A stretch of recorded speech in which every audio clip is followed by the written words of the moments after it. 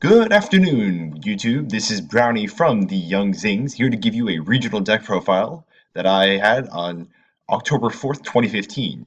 Now, today's date is actually October the 21st, 17 days after that regional took place.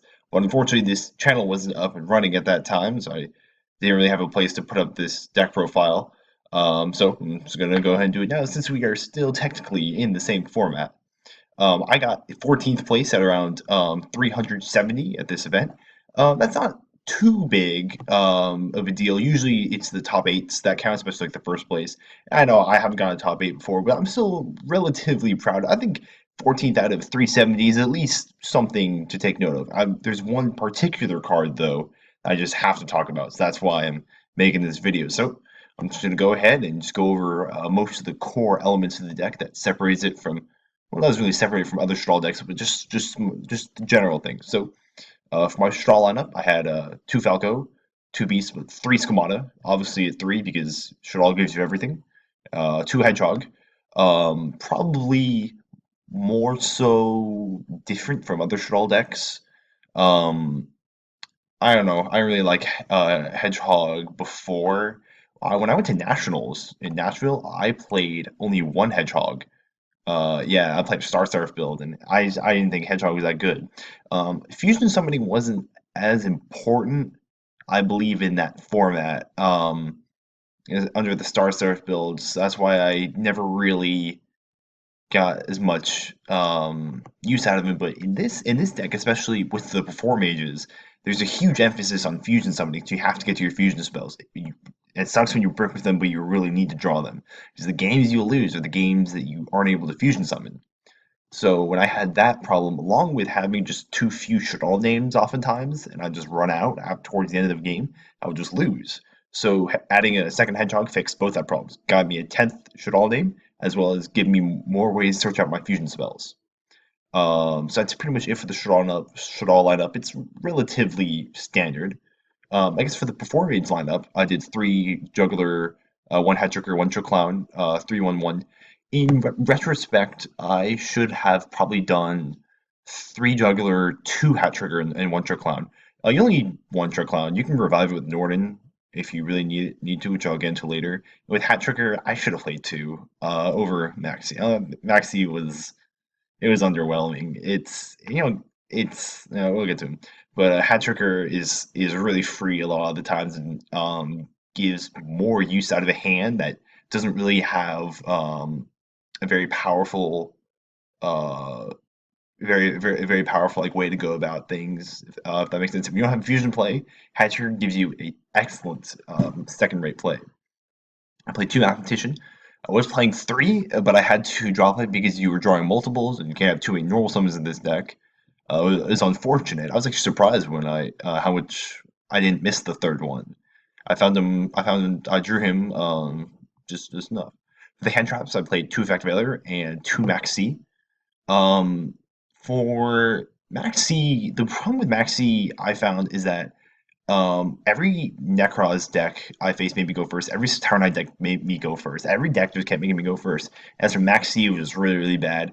And the problem with Maxi is it's really good. But in this specific deck, it requires you to let your opponent do their things. I felt like there were a lot of times where I'd rather stun my opponent rather than let them do things. When I had like a breakthrough skill or a window or Shekanaga on board. Um, I didn't want them to do things, and so that's why Maxi was just dead often enough because I would have competing plans. I suppose that's one way.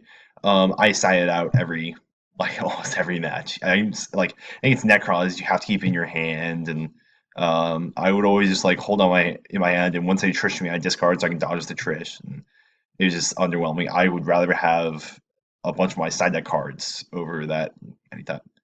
Obviously the one BLS, but the big card I want to talk about is this card, Archie Eccentric. This card, I swear, it got me all the way up to the top tables.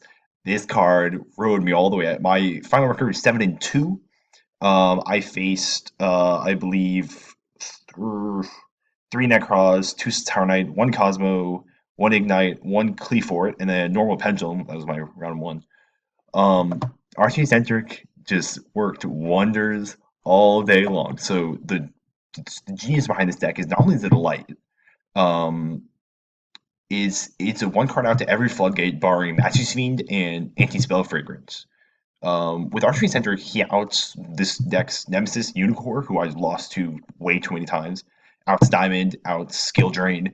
There are a lot of times where if I already had a fusion play, so if I opened like a fusion, a Shaddoll name, and then a Performage, I would have that along with the Archery Centric. I would just put him in the Pendulum Scale and then just random hit a back row. That way I could just get my play going with less interruption. And then my opponents, they have placed in the pendulum scale like, oh crap, because they know like I'm about to hit some that's rather pivotal. It's really good at games 2 and 3 because it gets rid of the side deck floodgates that were really crucial, like Shadow Mirror. I destroyed Shadow Mirrors all day. It was absolutely fantastic. Um, the biggest thing about him being a light though is that fusion plays, yes, this may be shocking, but fusion plays are actually pretty investive in that yes, you get cards out of them because Beast draws one, Falco comes back and he searches and all that.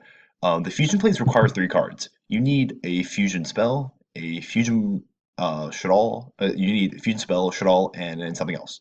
That's 3 cards. Out of a 5 card hand, 3 of them are dedicated to a fusion spell. Yes, they replace themselves, we still have to achieve the 3 cards. Therefore, having like an extra breakthrough skill, you can't use this card for fusion plays. That's what made this card significantly worse. That's why I didn't play it at 3. That's why I wanted to maximize on monsters. And this card was perfect because it had the power of a spell or trap card, as long as being a light monster. It was bae. I was so happy. Best. I got these for 32 bucks each. Best 64 bucks I ever spent. I swear. For the spells, 3 fusion, 3 L fusion. Simple. I talked about how important the fusion summoning is. Foolish Regeki. This card probably should be banned. Actually, it's too one-sided. I played 3 instant fusion and 2 Nodin. A lot of people decided to do 2 instant fusion and 1 Nodin because they thought that drawing too many instant fusions, multiple instant fusions, was really bricky. And yeah, I felt like yeah that just kind of sucks. But I felt like the benefit outweighed the cost. The downside significantly. Essentially, what I mean is that if you draw multiple instant fusions, it's dead for a little bit. If you're able to survive though, it becomes really broken really quickly. It turns those hands where like, oh crap, I drew 2 infusions to like, oh crap, I drew 2 infusions. We're going. Um, yeah, this card was used against me a lot. It was kind of nutty. This card is absolutely nuts. I went into Diamond Crab King a lot with this card because I would use this to summon Nodin, bring out Trick Clown, make a Crab King detach Nodin to keep this under. So that way, if I already used this effect this turn, I could keep it under and just that way I could trigger a different turn. That was pretty big. So I thought 3 insufficient, which consistency wise, I just wanted to see as fast as possible. So that was good to go. For the drops, I did 2 breakthrough skill, 1 Shaddoll core, trying to tribute me and MTS. These 2 cards are self-explanatory. These cards are probably the best standalone trap cards we have at our disposal. Warning just isn't as uh I guess one-sided as these cards are. These cards just blow people out. Warning doesn't really blow people out. Breakthrough skill I wouldn't play originally because it didn't fit in my monster philosophy that I wanted to maximize on monsters. But the thing about breakthrough skill is that I don't want to lose to Unicorn. I don't want to lose to really dumb monster floodgates. I want to. It's relatively universal. I I decided to play it actually at the last second because I followed some of the people's advice. I think that was a good call. It served pretty well. For the extra X3 construct, obviously, check window. No, it was only one. I wish I missed the second window a few times, but it's just because extra space is tight. Odin, I played Trishula, the only synchro. I made this card a few times actually. Um, I made it with Archie Centric once, so that was pretty funny. He was kind of mad. For the XEs, Dweller, Castel, Emerald, Exton, Crab King, Trapeze Magician. All these are self-explanatory except Crab King. I debated between this and a Masquerade, and I decided on this actually the day before. I wanted to for a while, but I bought it actually the day of the event. I swear I summoned it 5, 6 times. I just made this card so often because it puts a lot of pressure and it's really free. With this card, because it just keeps replacing itself. If you have another level 4 to make an Xyz off of a Trickline that's already used its effect, you could essentially theoretically make a 3000 attack beater that switches itself to defense mode with one card and keep this under it, under the Crab King. So that way, if the crab something happens to the Crab King, Tricon can shield you in case you're on an onslaught or I don't know, God forbid something happens. But that was great. It's fantastic. For the side deck, uh, I played two Decree, two Mistake, two MST, two Cyclone, three Tallying Sea, two Ghost Ogre, two Denko. I wanted to play as many monsters as possible because it coincided with my maximum monsters philosophy. I decided this card in a lot. I think this card wasn't very good going into it. Like I thought it was kind of yeah, normal something was made good, but it was a blowout every time I played against Star Knight, and that was my reminder. I was like, oh, this is why I play this card. Two Decree wasn't very good. I didn't side it very often. I never drew this card. I think I drew it once. I think because I drew it when I was top decking against Necros, I lost anyway. Both my losses were to Necros, by the way. Two MST, Galaxy Cyclone. I thought these cards are both really good. I thought 2/2 was best because MST is good for floodgates, but Galaxy Cyclone is actually more universal against back row decks because you can blind hit their stuff and then Galaxy Cyclone banish to get rid of the problem floodgates. This card has three. Everyone's siding three. This card. This card's dumb. I shouldn't have played Shaddoll just because of this card, but I somehow made it through. But yeah, that's generally how it went. I thought it was at Frederick, Maryland. I thought I did. It's not top eight. I was really close. I was really close. I was 7-1 at round nine when I did lose Necros. I had a. It's tough. I'll get there eventually, but I still thought I did relatively well. I think I made some progress compared to nationals where I went like 1-3, then dropped. I lost a clean 10 minutes. I was like, yeah, I'm done. I'm just gonna get something to eat and play the Pegasus challenge. That stunk. But this deck would definitely perform. Archie Centric was so good. Yeah, I got my invite, so I guess I'm set. But I want to keep trying at regionals, try to get top eight. I love this deck. They're probably going to kill in the list, but oh well, I did pretty well. I love the people I faced. The event itself was pretty fun. I remember facing this guy. He's a Tower Knight player that became infamous at the event. He round one he never saw Deneb. He was notorious for wearing a helmet while he played. But game two he opened Deneb and he was like, "Hold on, give me a second." So he went out into his backpack and pulled out a helmet. And once he dropped Deneb, he was like, "1 second, I need to put on this helmet." And kept playing.